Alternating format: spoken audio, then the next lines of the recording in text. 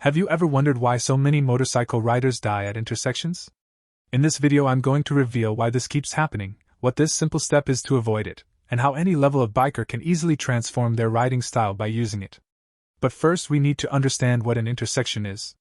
An intersection isn't just the typical four-way stop we find in the middle of a city. It's also any driveway, alleyway, merge lane, parking lot entrance, or other situation where two roads intersect. Now that we know where this is happening, next we need to know why so many riders are getting killed at these locations. To do that, think about the last time you rode your motorcycle through an intersection where other vehicles were present. Did you make eye contact with the other drivers? Did you believe you had the right of way because you had a green light? Did someone pull out in front of you and cut you off anyway?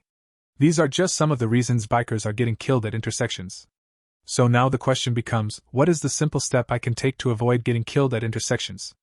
To help you survive, put yourself in the mind of the other motorists waiting to turn at an intersection. You've been growing impatient, waiting for several cars, the light is about to change to red, you look and don't see anyone else coming and decide this is your only window to make it through, so you go for it. Then tragedy strikes. This is an awful situation, but one that can be easily avoided if we as riders simply predict this type of behavior and outcome. By anticipating it ahead of time, we will already be prepared and ready to react as soon as we see an intersection up ahead. Then if someone does pull out in front of us, we aren't surprised by it.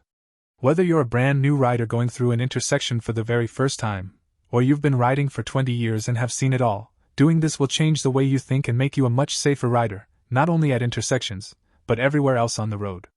And the even better news is, you can start using this right away to help you and avoid becoming a fatality at an intersection. But unfortunately, intersections aren't the only place bikers are dying, so make sure and watch this video next to learn more tips for safe riding habits.